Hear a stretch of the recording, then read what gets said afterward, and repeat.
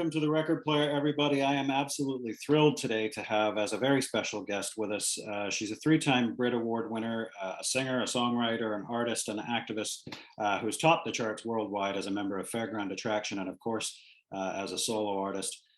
Every one of our viewers know how proud I am of my Scottish heritage, and if you've been a member of the Record Player long enough, you know how big of a fan I am of this lady's right here. She'll be touring this coming year to celebrate 40 years worth of music and performing all the way from Glasgow. Joining us is Eddi Reader. Thank you for being with us on TRP, Eddi. Oh, Kamaraha. It's great to hear you and great to see you. Love from Glasgow. Well, you're a few hours ahead, so you're probably hungry, but we'll get through this. Just a fun little backstory here. This is interesting how my life generally goes, my luck. I've been a huge fan of yours for as long as I can remember. And this past year, my cousin's wife in Scotland sends me a message and says, as if I should know this, because I've known her my whole life as a Galloway. And she sends me a message and says, you know, my maiden name is Reader. And I'm like, and what does that mean to me? And she says, well, you keep posting Eddi Reader, and I didn't know if you knew my maiden name was Reader. And I was like, oh, well, that's an interesting coincidence. And she said, no, it's not a coincidence. Eddi Reader is my cousin. We're very close cousins too. It's not distant at all. We've been in each other's lives for all our lives, really. So she used to come on holiday to our house and all that. Yeah. And all these years, I don't know it, which is just, I mean, that's my luck as well. But now you know it's fine. So after I picked up my stomach off the floor, here we are. I want to talk a little bit about your career, a little bit about the tour, the upcoming tour. When I used to hear you perform, you'd be telling stories about growing up in Glasgow and in tenements and stuff like that. And I always connected to that because that's what I heard. Those are the stories that I heard from my older sisters and my mom and dad when I was growing up. Is it that time growing up in Glasgow that kind of made you want to be a musician? Did you know then that this is what you wanted to do with your life? Well, there's no way of knowing, but without it, I don't think I would have had the appreciation of music that I had. I mean, being brought up in the 60s and early 70s as a young girl, child, and then watching adults getting off on the Beatles and the Stones and the old music and the new music and the music before our time, like the 40s stuff and the post-war stuff. And during the war and before the war, and then when I turned up, we were, Elvis had been sort of the big thing for that decade. So at the end of that decade, I showed up, and my aunties, Francis's auntie, my cousin, our aunties were, they were in love with the Beatles, and they had the posters up and the pictures up and the music and the records and the Scott Walker and we just had all of that energy. The 60s energy of Glasgow was very rock and roll. They really embraced rock and roll. They took it right in, the fashion, the dancing, the bands that were created during that era. People that came out of that era would have been influenced by all that, would have been people like Alex Harvey. And so when we got to the end of the 70s, there was quite a lot of, Lulu herself, the Scottish Glaswegian, kind of like me, but she was 14. Can you imagine? She was 14 and she went to London. She loved her Northern soul. So we had all that energy in this town. Glasgow town is a really musical town. It has, Louis Armstrong played here, Frank Sinatra played here, and in the Empire, the big famous folk would come. The only person that didn't come was Elvis. He did go to Prestwick. He stopped over on the way to Germany, and they've got a bar in Prestwick Airport, which is called the Elvis Presley Bar, just because they stopped to refuel at Prestwick. Yeah, my dad tells me all the stories of when he was growing up, met my mother, and seeing all the bands and stuff all playing in Glasgow, going to the dance halls and all that. When you started busking at a very young age on like Sucky Hall Street in Glasgow, and then you left home and went to England and went to Paris and did all the busking there. You had no real intention even at that time of being famous, did you? This is just you out making some money and having fun. there's no concept of famous, is there? I mean, really, you just, I think nowadays it's different. There's a lot of youngins go, I want to be famous, and but for what? I mean, you could run down the street naked and be famous if you want that kind of fame, you know.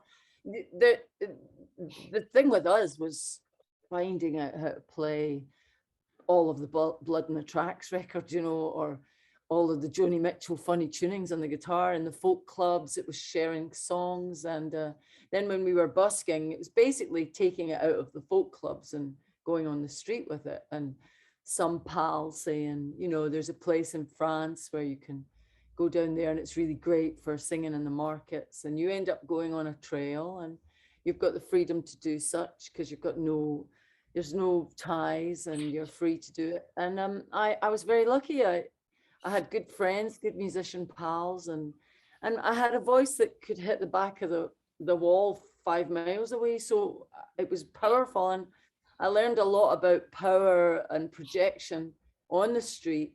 We didn't use microphones then. Yeah. It was just, you know, pure sing the song at the right key and belt it out. And then beyond that, just coming home and thinking, well, what could I do with it that isn't about, you know, slumming it on the street and needing a bath at the end of the week, you know, that kind of, you know, hanging out and partying all the time. I just felt that I needed to do something. So when I was about 23, I just decided that I was going to answer adverts and see if I could turn it into something that was maybe going to sustain me without me playing on the street in the winter or going to France and doing all that. I wanted to settle into some proper job, but with music. And so singing with the Gang of Four was my first job. And Gang of Four took me, I'd never been on a plane before, remember? And the first thing that they did, they offered me the job. I did the old grey whistle test with them.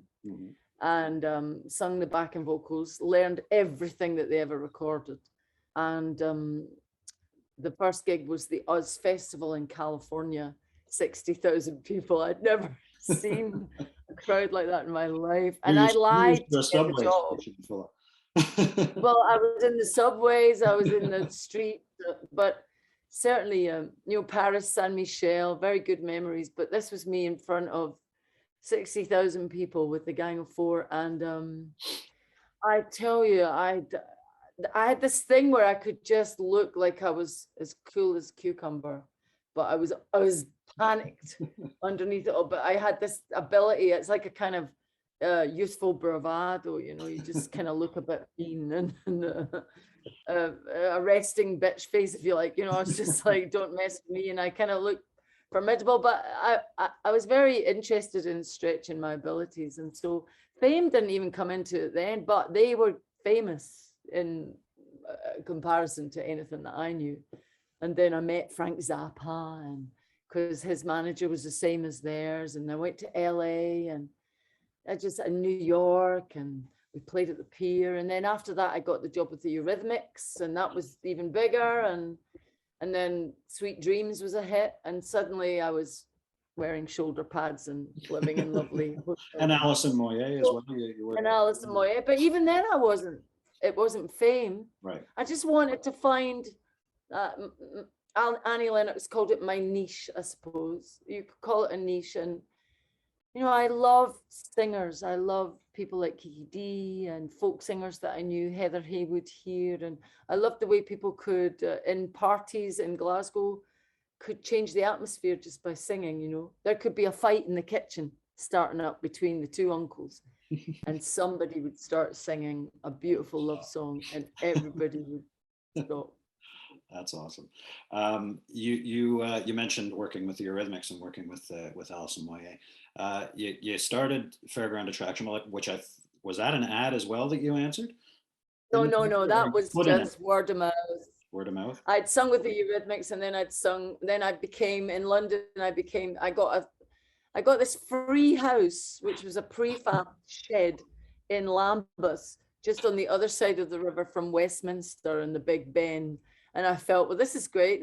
I'm being provided for. And all I had to do was sing on the guy from Pill, the guitar player from Pill. He had a demo that he wanted to make, and he picked me, he asked me, and you meet people, and it's all about networking, not with that intention, but just having parties and friends arrive. And this guy was a guitar player called Lou Edmonds, and he said, listen, if you sing on my demo, I can give you the keys to this free house, because the people that live in it have got a new council house, a social house, and this is going to get demolished, so you can move. And I moved in, and I with all my session money, I furnished it, and I carpeted it, and I put a new roof on it and a toilet in it. And then the council came and sort of tapped on the door saying, what are you doing? And you were demolishing it.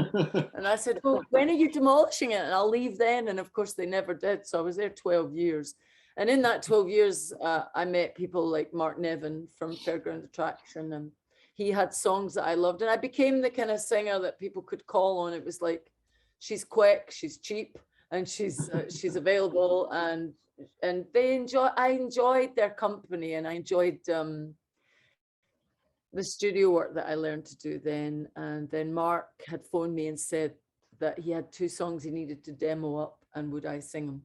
So I sung them, and they were both about prostitutes being murdered by their pimp, and they were real William Saroyan, kind of the junk shop of life, juicy, kind of where you get all the beauty, Tom Waitsy darkness in them. And I fell in love with them, and I wrote to him and said, listen, I think you could write me some songs. And I was a very Edith Piaf kind of girl. I was wanting to find the music and find the songs that would spark me up. And when I was writing my own stuff, I was feeling a little self-indulgent and not so brave about it, but someone else bringing me a piece of genius, I could give me this, I'm gonna tell the world, I felt really confident with other people's things. And so Mark and I just established a little musical marriage, and then he found Roy and Simon, and within a month we had a deal, and within 3 months we were #1. Well, yeah, Perfect goes to #1 in, I don't know how many different countries, 27, 28 countries worldwide. And I mean, it was huge. That was the first, it was the first record. This is it here, First of a Million Kisses. This was the first CD. I collected records growing up, and when I finally gave in and said, all right, no more vinyl, I'm going to have to start buying CDs. This was the very first CD I ever bought with my own money. That's very interesting, because it was the last vinyl record that the RCA BMG made. So after that, they quit. So I have the vinyl of that. See, and that pissed me off, because I never bought it on vinyl. And now I'm running a vinyl show, show and page, and I collect records again, and I find myself buying all the things I used to buy on vinyl and started buying the CD. Well, that was the last on RCA. I mean, I was so proud to be on RCA BMG. RCA was Elvis's label, so that was a big deal for us growing up. Elvis, and my dad loved Elvis, and it was just like that. Of course, I want to be where Elvis is. Was the success, I don't want to say fame, but the success of Perfect and that album, was that really what kind of was the downfall of the band? I mean, it was something that none of you were really, it was so early. Well, we've never fell down. We've never fell down, Scott, because it's maintained its attraction all the way. The only thing that happened was, personally, our own egos couldn't handle the emotional journey we were on, and there was nobody planning it in advance. It just sort of happened that I like you, I like your songs, let's work together. I like your drumming, we like each other, you like my singing, let's see what we can make. And then we made something. And in the making of it, there was no problem until I noticed that when we managed to get successful, the more it kind of threw us for 6, if you like, the more the egos started to say, well, we've got to do it this way all the time, or you can't go and choose songs anymore. I have to provide you with the, and you're like, whoa, wait a minute, this isn't how we made this work. It worked because it was spontaneous. So if you're telling me now that everything I did was wrong, I have to say I disagree. And that was intolerable for some of the egos involved. Me saying, no, I'm not doing it that way. I'm not getting up at 7 in the morning and singing all day in a street, pretend I'm a busker. No, I'm not doing that. I'm not wearing a nurse's uniform and standing upside down on my head. This is what we do. I play music. The work is really important for me. So the work was first, and the work was gorgeous. And so when the work starts to be inundated by marketing, that's when I have real issues with how things should flow. I'm not trying to fix anybody, but I just want it to flow. I know me, and if I'm in a situation where I'm supported and I'm given the ability to express myself with a piece of music, then I can make something beautiful. And you have to trust that. And if you don't trust that, then you're not going to be able to work with me. So that started to happen. People that didn't trust me, and I was shocked because we just made a #1 record and a triple platinum album. So I didn't understand where the trust went. You know, it just seemed really strange. But then, you know, I think that's the way things go with things like that. We make beautiful things as human beings, and then the beautiful thing says, thank you very much, cheerio. And then you go off and you try and make more beautiful things, which is what I've been trying to do. And in this case, you did, because here I am thinking this is one of my favorite new bands, and now they're done. But up came you as a solo artist. The first solo record, I didn't even really get to hear the first solo record. It wasn't, you know. More Mama is my favorite. But it wasn't really readily available to us here, like listening to AM radio. That's right. I spent all 6 months freaking out because they had me under contract, and I said, okay, RCA, BMG, I will do a record. And Thomas Dolby came in, and friends of mine like Jules Holland came in to help me out. Ewan MacColl and Peggy Seeger's sons came in. Roy Dodds was playing from Fairground. He came in. Everybody helped me, and I got this beautiful piece of music that I thought was beautiful. And I did a John Prine song on it. I did a Loudon Wainwright. So I've kind of mixed a little bit more of my folky leanings in there, and Fred Neil's song, Dolphins. And I was so proud of it. Took it to RCA BMG, and they had a different managing director. And suddenly the managing director says to me, well, I only like to get involved from the beginning. So I'm not being involved from the beginning. So we're just going to step back from this and wait for your new one. And I'm like, whoa, this is my thing. This is my thing. You have to take it. And of course, so then I moved to Warner Brothers, and they had this idea of, it was a terrible time too, the 90s. It was all Cher and Sims kits and electronic music, and I just couldn't find my way through their marketing ideas. I wasn't very good for them in that way. But you didn't. I'm still a hippie. Exactly, and you've been able to sort of do your own thing, no matter what the trends are, no matter what anything else was. This record right here is you doing your best Phil Collins there. Take a picture. It's like, take a picture, hurry up. Well, I loved this record. Like I think I bought it maybe 2-3 times because I wore it out. I mean, you mentioned the McCalls. You did the Kirsty MacColl song, "Dear John" on that. "Patience of Angels." The biggest song here in Canada was "The Right Place." That was the biggest song off that. Oh, was it really? But yeah, that album was. I like I said, I probably wore that out a few times. I want to talk a little bit about the tour coming up, 40 years live. It's celebrating including the busking, by the way. Just in case anybody thinks I'm 109. As I mentioned before, watching you perform was always such a great experience. If anybody hasn't, check it out on YouTube, because it's the stories that you tell just in the between songs is incredible. The pictures that you put in the audience's head. Anybody who grew up in Glasgow knows I want to talk about Glasgow Star, which to me should be the national anthem of Scotland. When you're singing that, or It's Magic, or Glasgow Barrowlands, or Charlie Is My Darling, I mean, you've got a story that goes along with each and every one of them. Will the tour be kind of more like that, more of like a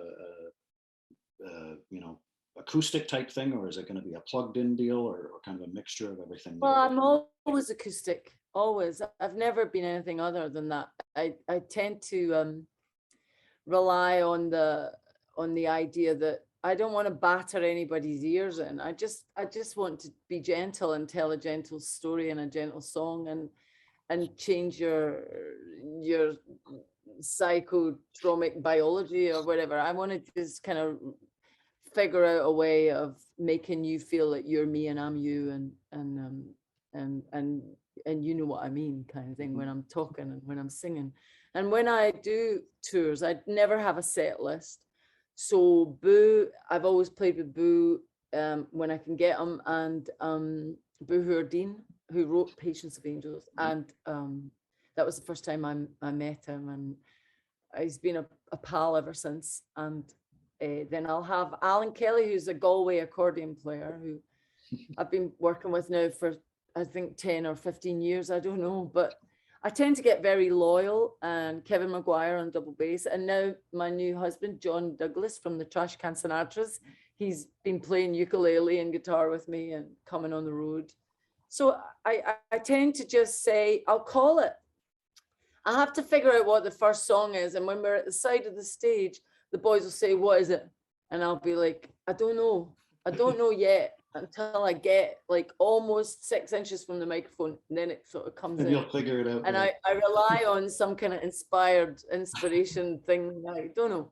I don't know who's telling me to sing the next song next.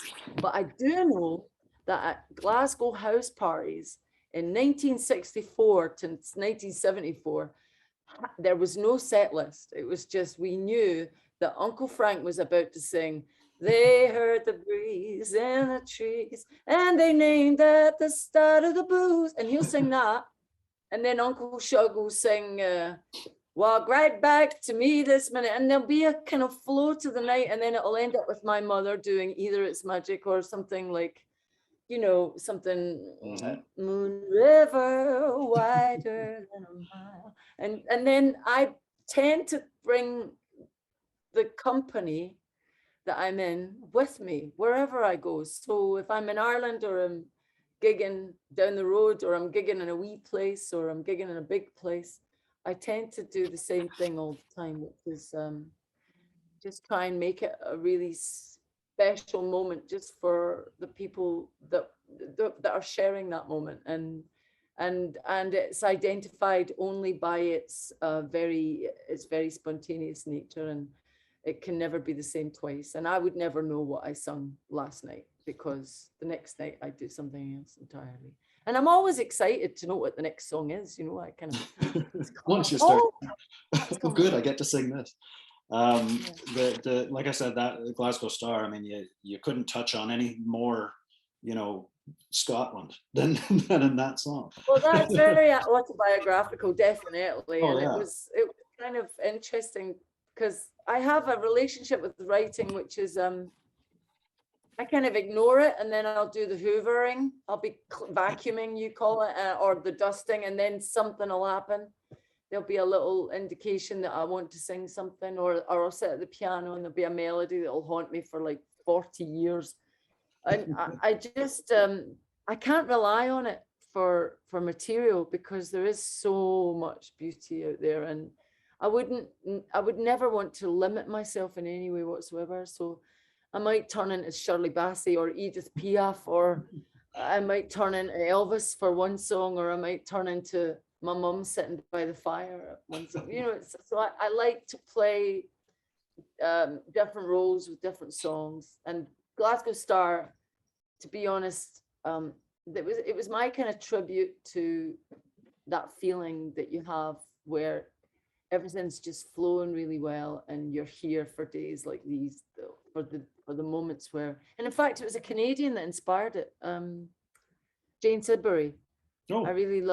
I loved Jane Sidbury's work at the time, and I remember one song she sung where she said, "This is what I'm here for," or "This is what I'm here for," and I kind of adapted that to my Glasgow Star.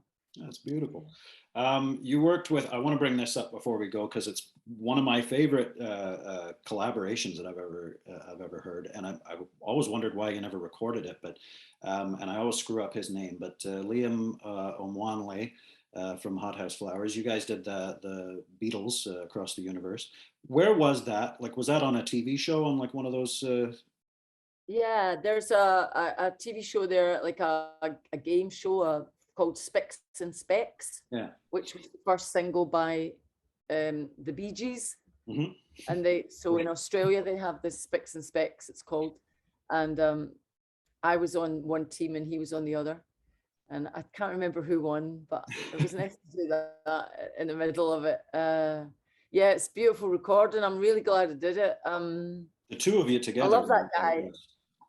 He's an amazing musician. I went on tour with him once. It was just me and a guitar player, and the Hothouse Flowers were playing all over, and it was one of the most remarkable memories I've ever had. Managed to hold on in my head too.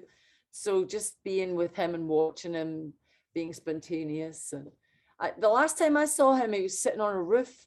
And I climbed up to the roof and sat beside him, and he's sitting writing in his book, and I said, "What are you doing, Liam?" He says, "Oh, just unraveling knots, Eddie, just unraveling knots."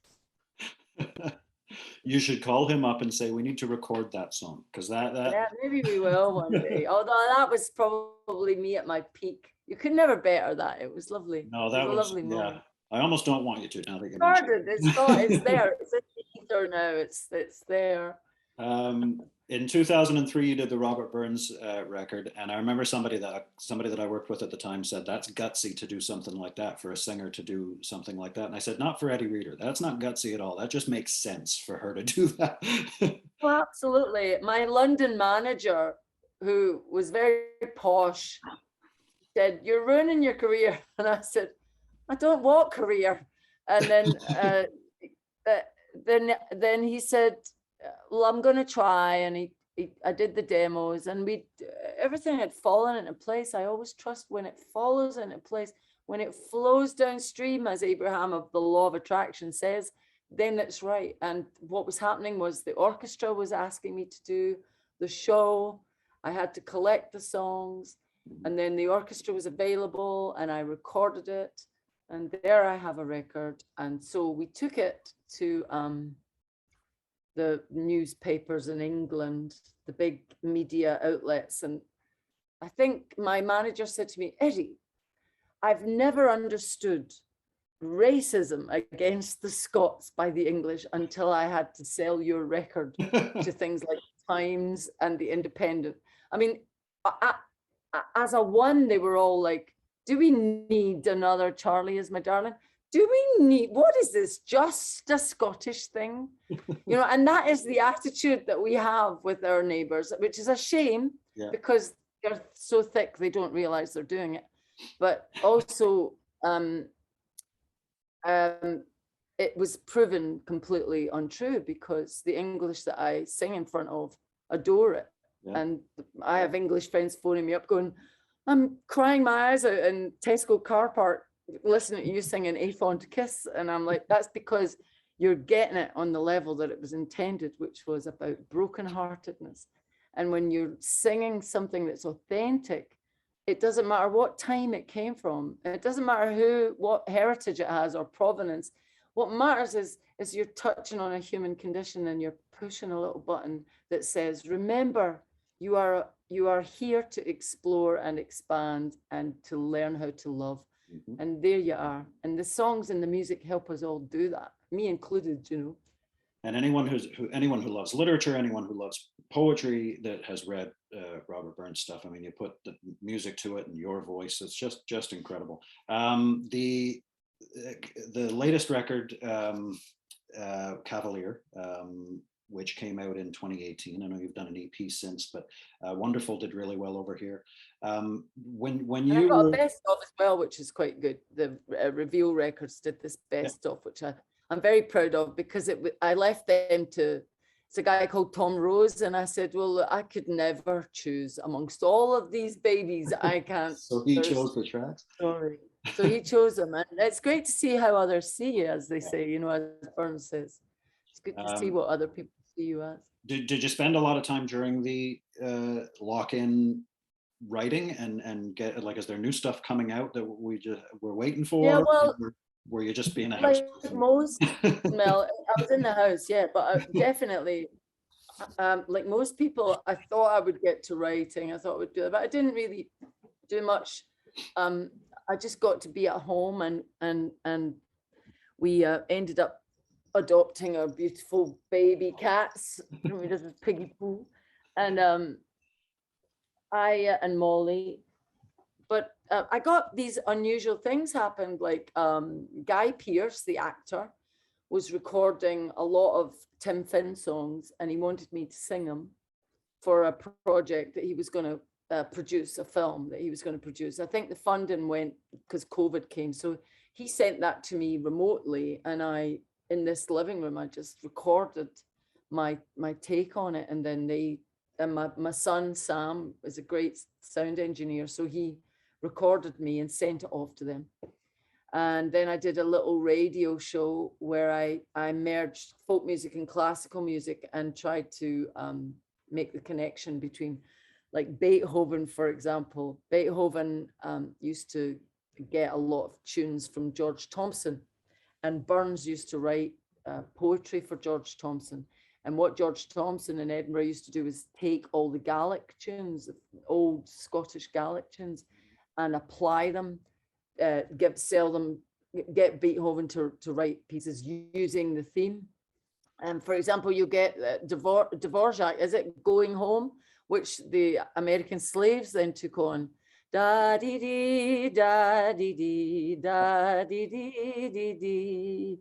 So that song was a Gaelic tune, go Pikachu, Pikachu, da dee dee da, and it's all about a story of the clearances or the wars that they had on independence. And it's kind of weird that that was all removed and then given to people like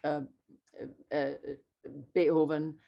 And it's kind of funny, we're kind of reclaiming it now in our culture. I spent a while learning about that. You know, I wanted to learn about how music travels through history and what was Burns doing and where does he get his melodies. And because, for example, should old acquaintance be forgot and never brought to mind, that we have no idea. There's 3 tunes associated with that song, and then there's also lyrics that were not his, and he only wrote 2 verses. The one that says, "Here's a hand, my trusty friend, and gie's a hod of thine. We'll drink a right good willy walk for auld lang syne, for the old times back." And so since. So there's only one song in the world that makes people hold each other, and that's that, written by a 27-year-old. But it could have predated him. The tunes and the theme of it could have been from anywhere, even England. Even they don't like to say that. No, I'm okay with that. I really hope the tour, I don't know where you're planning on going. I don't know if you've got dates yet or anything. I don't know. I just did 3 weeks in England. Amazing. The further south I went, the less face masks I saw. It was kind of like that, but beautiful audiences standing up, and I could tell everybody was a bit desperate for a bit of music and a bit of live stuff. And then in February, I go to Ireland to do a tour in Ireland. And then in April, I'll do Scotland dates. And I'm doing some funny things, you know, lovely things, like Steve Harley and Cockney Rebel. They're coming in. They want me to sing a duet with them. And that's that. And then Jules Holland often asks me to go and do little dates with him and do my thing with his big orchestra, which is great fun. Don't have to pay for it, don't have to think about it, just turn up in the dress. Go up and sing. Well, I hope, and we all hope over here that maybe at some point next year this tour gets to Canada. I'd love to do Canada. I'd love to do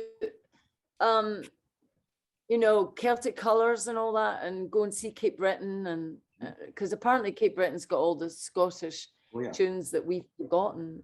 Oh yeah. And I'd like to just get involved and see it, because we get Celtic connections here, which has been a lifesaver for me. And a lot of the Canadians come over, and a lot of the French Canadians come over, La Bottine Souriant and all that. They came over and gave us a big party. It's great, great, yeah. Well, we want to get you over here. We want to get you to Toronto. I would love to get you here and see you. And I'll cross fingers. tons of Canadian fans over here that would absolutely love to see it. I can't begin to tell you how happy I was that you joined me today. Thank you so much for being with us. I'm going to call Francis now and say thank you. All these years, and I had absolutely no idea that, I mean, you and I are basically best friends. And I had no idea until just recently. Well, that's fine. Welcome to the family, Scott. I feel like I've been here my whole life. Now, next time you come, you have to get a song ready for when you're singing at the party. Done. I can already do that. Thank you very much for being with me, Eddie. I'm so happy to have you, and enjoy the rest of your day. Stay safe, and good luck. God bless Francis to give me a phone, okay? I will. Miss her. I will for sure. All Thanks, right. Eddie. See ya. Take care.